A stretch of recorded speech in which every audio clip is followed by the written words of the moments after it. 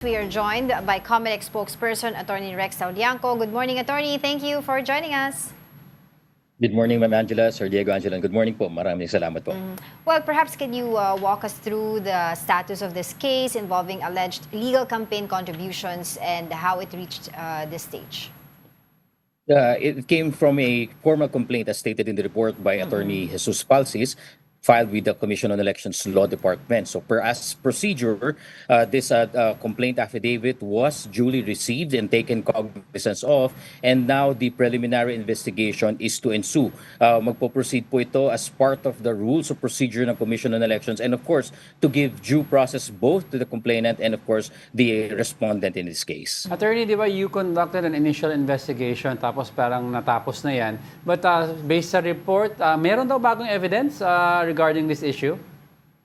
Opo, we cannot discuss Yes. yet about the evidence because this will practically be the subject of the preliminary investigation. And tama po kayo na discuss po ito. Nagkaroon kasi ng motu proprio investigation yung aming Political Finance and Affairs Department. That is the department in charge of the reception of the SOSES, the statements of contributions and expenditure. But this time, different po ito kasi merong isang complaint affidavit na naisubmit dun sa mismong department namin na magko-conduct ng investigation on election offenses. Okay. Kaya po ito'y sumusulong as part of the due process and procedures. Baka you can refresh us a little, no, Attorney. Ano yung initial finding nyo sa investigation nyo? Tama po. Siguro po para mas maganda, nagsimula po kasi ito sometime nung ma-discuss, i-publish ng Commission on Elections ang lahat ng statements of contributions and expenditures sa aming website. So nakita po doon, and besides po, talagang yun ang intention ng Comelec, makita ng publiko yung mga donors, contributors. At doon po nagkaroon ng issue dahil ayon sa Section 95C ng Omnibus Election Code, meron pong mga ipinagbabawal na contributions na hindi pwedeng tanggapin ng ating mga kandidato. At isa nga po dito, yung manggagaling doon sa mga contributors, whether yan po ay natural person or juridical entity na merong existing na kontrata sa gobyerno, whether that is for goods, services, or infrastructure. And we all know that Mr. Lubiano is an owner or a proprietor of a company, a construction company engaged with and dealing business with the government. Well, for context po for our viewers, Attorney, no, perhaps you can tell us ano po yung mismong violation on this case under the, kung mapatunayan po, under the Omnibus Election Code. Specifically on point po dun sa complaint is an alleged violation of Section 95C of the Omnibus Election Code. Section 95 of the Omnibus Election Code deals with prohibited contributions. While natanggapin, hindi po kasi pwedeng tumanggap ang mga kandidato tulad na manggagaling sa foreign entities, foreign corporations, foreign governments, religious institutions, yung mga financial institutions na merong kontrata sa gobyerno, educational institutions na sinusuportahan ng pamahalaan, at katulad nga po nitong the one on this case yung mga contributors na merong kontrata. I think, Attorney, no, you stopped, naputol yung linya natin at you're explaining Section 95 ba yun? That is correct. That Section 95 po is the violation thereof is considered as an election offense. So ang election offense po is actually a criminal offense. Kung sakali man po may finding ng probable cause ang Commission on Elections, isasampa po sa regional trial courts ang kasong ito. So siguro po nagtatanong kayo, galing na sa Comelec, bakit isasampa pa sa regional trial court? Yes. Dahil criminal case nga po ito na ang penalty po ay may imprisonment ng 1 to 6 years, kasama na po yung accessory penalties ng forfeiture ng right to suffrage, pati na rin po ng perpetual disqualification to hold public office.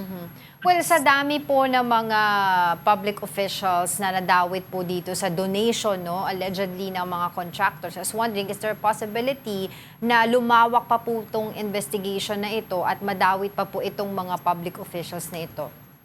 Hindi pa po humihinto at hindi pa po nagko-conclude ang aming Political Finance and Affairs Department sa pag-iimbestiga doon sa mga nasumiting sources. Kung matatandaan niyo po, merong nabanggit si Chairman Garcia a few months ago na ilang mga iniimbestigahan nila, mga governors, vice governors, members of the House of Representatives and even party list na tinitignan po namin based on available document kung talagang nanggaling nga po yung contribution sa mga contractors. Kaya po hindi pa po tapos ang COMELEC dito, tuloy-tuloy po po ang investigation.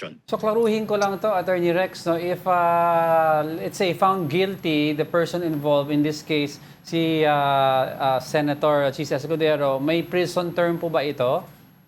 Yes sir, gaya ng nasabi ko po kanina, ang magagawa po ng COMELEC dito is not to impose a direct penalty but to file a case, a criminal case. Ang tawag po dito ay election offense sa Regional Trial Court. And then kasama po dito, COMELEC mismo ang magpo-prosecute given na ito ay election offense at dun po, korte ang maaring magpataw po ng pagkakakulong na 1 to 6 years, perpetual disqualification, and forfeiture of the right to suffrage. So usually, Attorney, alam mo timeline nitong ganitong investiga?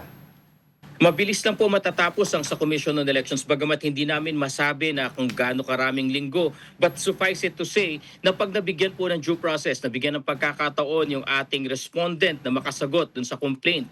At yun naman pong ating complainant, mabigyan muli ng pagkakataon na mag-file ng kanyang reply at kung kinakailangan, humingi po muli ng ating rejoinder. At titignan din po kung merong pang kinakailangan na tignan, i-evaluate na ebidensya, magpatawag ng hearing yung ating investigation officer. Practically, yan po ang steps sa ating preliminary investigation. Immediately after the conclusion of those steps, ay iaakit na po nila yung kanilang recommendation sa ating Commission and Bank which will ultimately decide if there is probable cause and if there will be an order to file a case, a criminal information with the Regional Trial Court. Pagdating po ba sa rules ng COMELEC, Attorney, wala po bang plano ang COMELEC officials na balikan po at i-review yung rules nito pagdating po sa campaign donation? Kasi ito po ay nagiging malaking debate po ngayon na tulad nga po, yung nagkakaroon po kasi ng mga usapin ng technicalities. No? Yung donation ng isa na, okay, hindi naman siya dun sa corporation galing, pero sa personal niyang pera galing. So parang dun po nagkakaroon ng debate. Attorney. Tama po kayo. Tama po kayo. It's actually not a problem with the rules dahil po yung implementing rules ni COMELEC ay base lamang doon po sa meets and bounds and sa limitations ng ating batas. Ang mangyari po dito kasi yung batas po mismo ang nagkaroon ng issue. Kaya nga po mismo ng COMELEC, kasama po ito doon sa aming proposed amendments doon sa ating revised Omnibus Election Code. Bukod po kasi sa napakaraming nakakalat na batas na hindi kasama doon sa Omnibus Election Code, ang ginawa po ng COMELEC dito, nag-draft ng isang proposed revised Omnibus Election Code na pinagsama-sama na lahat ng election laws, kasama po itong amendments na pinag-uusapan natin na sana mas malinaw yung Section 95 kung kailangan din. Meron tinatawag po kasing piercing the corporate veil, wala pong kasama dyan, baka sakali sa amendments ay maisama po ito. Yun. Kasi iba nadadaan sa technicalities mga loophole. So, alright, we will continue to get in touch with you. Go ahead. Yeah, maraming salamat po sa inyong oras, COMELEC spokesperson, Attorney Rex Laudianco. Good morning.